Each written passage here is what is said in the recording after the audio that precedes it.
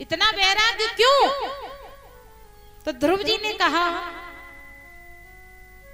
मेरी माता ने मुझे यही उपदेश किया है, क्योंकि मेरी विमाता, मेरी सौतेली माता ने मुझे पिता की गोदी से उतार दिया, तो मेरी माता ने मुझे उस परम पिता से मिलने के लिए भेज दिया। उस राज्यसभा में मेरा अपमान हुआ, इसलिए मैं भगवान को पाने के लिए जा रहा हूं। नारद जी ने कहा कि मैं समझता हूं, नाधुनाप्यमानं ते सम्मानं वापि पुत्रक लक्ष्यामः कुमारस्य सक्तस्य क्रीडनादिषु। नारद जी ने कहा, बेटा मैं समझता हूं कि इतनी सी अवस्था में तुम अभी बच्चे हो, तुम्हारा कहीं मान और अपमान क्या होगा? अभी तो तुम्हारे खेलने और खाने के दिन है, तुम इस मान सम्मान के चक्कर में क्यों पड़ गए? जाओ और लौट जाओ अपनी मैया के पास में, क्योंकि जो काम करने के लिए तुम जा रहे हो वह काम बड़े से बड़े ज्ञानी ध्यानियों के बस का भी सहजता से नहीं है। जिस पद को पाने के लिए तुम जा रहे हो, नारद जी कहते हैं, मुनयः पदवीम यस्य निःसंगे नोरु जन्म भी ना विदुर्म्य गयंतो अपि तीव्र योग समाधिनः। अरे ध्रुव, योगी लोग भी अनेकों जन्मों तक अनासक्त रह करके, कठिन तपस्या करके, जो भगवान की जब कठोर तपस्या करते हैं, तब भी उनको पाना उनके लिए सहज नहीं होता है। तो तुम भला 5 वर्ष के बालक उन भगवान को कैसे प्राप्त कर सकते हो? नाना भांति से समझाया और कहा, बेटा अभी तुम घर लौट जाओ। अरे भगवान ने सुख और दुख मनुष्य के कर्म के अनुसार बनाए हैं और उसी के अनुसार उसे प्राप्त होते हैं। अपने चित्त में संतुष्टि लाओ और मान अपमान भूल जाओ, वो भी तो तुम्हारी माता है। अरे संसार में मोह माया का जाल है, दुख सुख मान अपमान तो होता रहता है, लेकिन ऐसी छोटी छोटी बातों पर कोई घर छोड़ के नहीं जाता है। जब इस प्रकार से कहा, ध्रुव जी फिर भी लौटे नहीं। अंत में नारद जी ने कहा, ध्रुव अगर तुमने मनुष्य जन्म पाया है और तुम भगवान की प्राप्ति भी चाहते हो, जब तुम में इतनी समझ है तो मैं एक मनुष्य का धर्म तुम्हें बताता हूं कि मनुष्य का धर्म क्या होना चाहिए। कह रहे हैं नारद जी, गुणाधिकान मुदम लिप्सेद नुक्रोश गुणाधमात मैत्रीम समान धन विच्छेन तापैर विभूयते।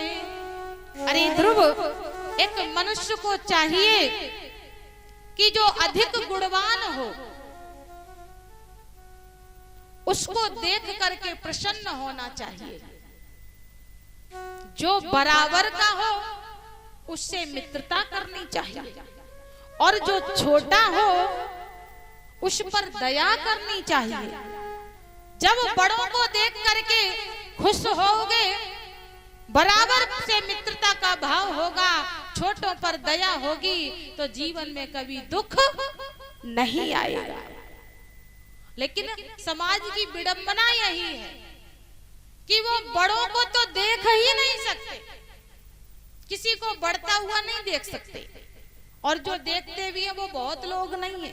गोस्वामी जी अपनी अवधारी में लिखते हैं कि देख पूर्ण विधु बाढ़े जोई सज्जन सुकृति सिंधु सम कोई।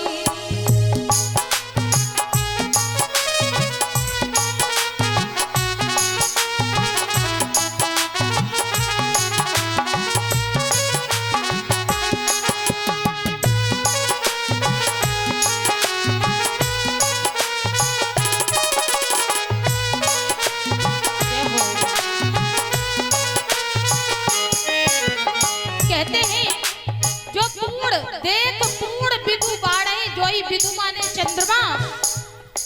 जैसे चंद्रमा को देख करके समुद्र बढ़ जाता है, समुद्र में ज्वार भाटा आता है पूर्णिमा के दिन, ऐसे मनुष्य संसार में बहुत नहीं है। सज्जन सुकृत सिंधु सम, कोई एकाध है, लेकिन कैसे मनुष्य ज्यादा हैं? तो बताया कि जग बहु नर सर सरे सम भाई, जे निज बाड़ी बढ़हि जल पाई।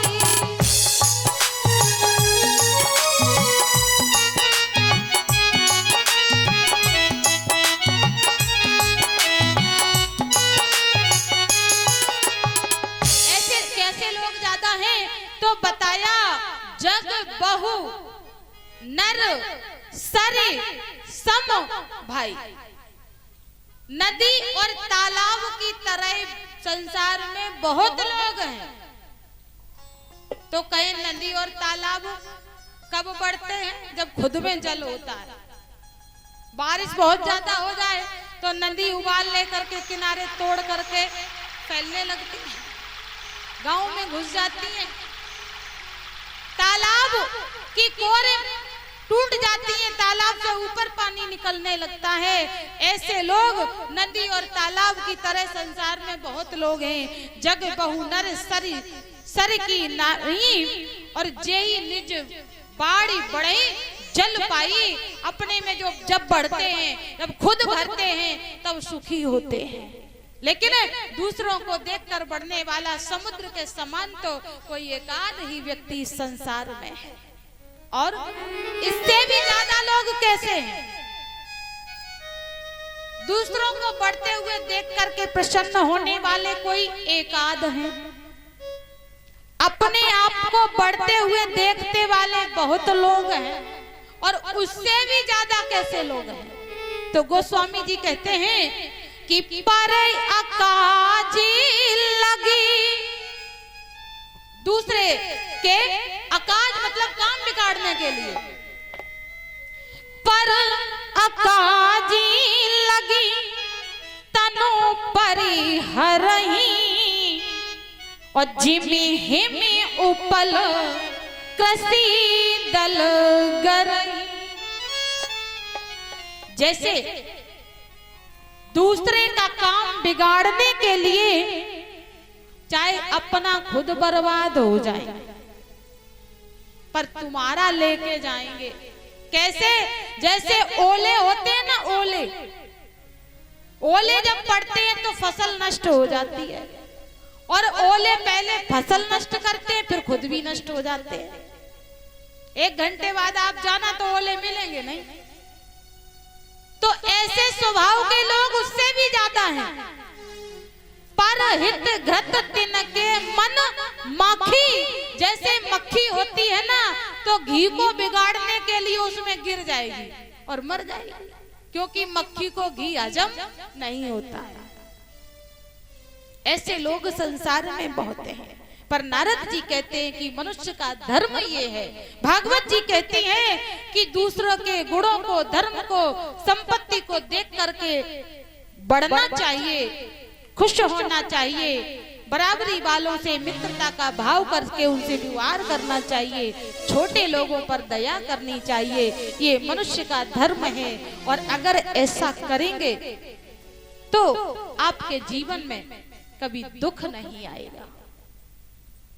नारद जी ने नाना भांति से समझाया, पर ध्रुव जी ने कहा, महाराज आपकी बात सत्य है, आप त्रिलोक में भ्रमण करने वाले हैं।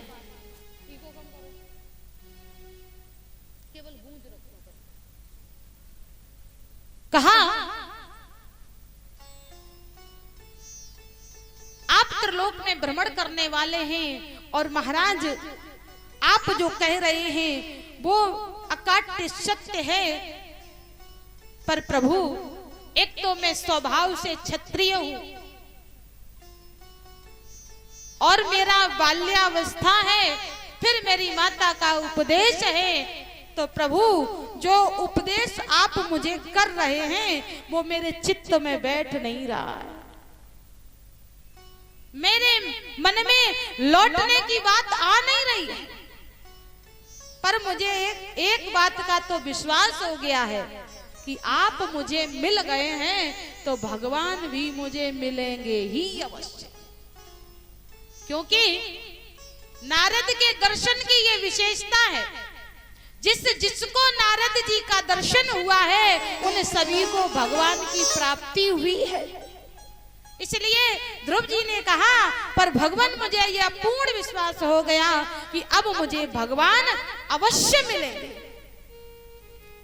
नारद जी ने कहा चलिए अब ये हठी वाला के मानेगा तो है नहीं। नारद जी ने फिर एक दूसरा बहाना ढूंढा और कहा एक बात बताओ, आपने गुरु बनाए हैं? क्योंकि गुरु बिन भव निध तरई न कोई, और फिर वो कैसा भी हो, बोले जाओ बिरंच और शंकर सम हो। फिर वो चाहे ब्रह्मा जी और शंकर ही क्यों ना हो, पर गुरु के बिना भगवान की प्राप्ति नहीं हो सकती। नारद जी ने जब ऐसा कहा तो ध्रुव जी ने पांव पकड़ लिए, बोले आपसे अच्छा गुरु मिलेगा कहां? अब आप ही गुरु बन जाओ महाराज, कहां ढूंढेंगे इतने समय में? नारद जी ने कहा बड़ी अजीब बात है, हमने कह दिया तो हमें ही पकड़ लिया।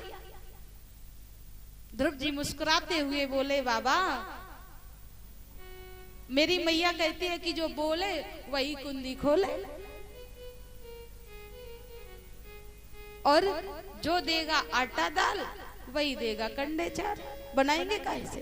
तो आपने मार्ग दिखाया, आपने उपदेश किया और आपका दर्शन हुआ, तो गुरु फिर मैं आपसे भला आपको छोड़ करके अब किसको गुरु बनाने जाऊं?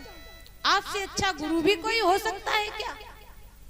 नारद जी ध्रुव की ऐसी बातों पर प्रसन्न हो गए और नारद जी ने ध्रुव जी को उपदेश किया। कहा बेटा अब जब तुमने भगवान को पाने की ठान ही ली है तो जा बेटा, तेरा कल्याण होगा, लेकिन तुझे भगवान की जल्दी प्राप्ति वृंदावन में होगी। तू वृंदावन में जाकर के भगवान की तपस्या कर। तत्ताष्ट गच्छ भद्रम ते यमुना यास्तटम शुचिहि। बेटा तू यमुना के किनारे जाकर के भगवान की तपस्या कर। क्यों? क्योंकि यमुना जो है वह भक्ति का प्रतीक है।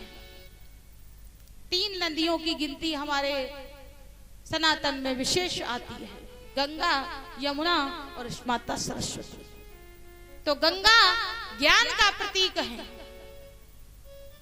जिनको ज्ञान प्राप्त करना है वो गंगा जी के किनारे जाएं। जिनको भक्ति प्राप्त करनी है, भगवान को प्राप्त करना है, वह यमुना के पास जाएं, और जिनको महाराज सत्कर्म करना है वो माता सरस्वती की शरण में जाए। ये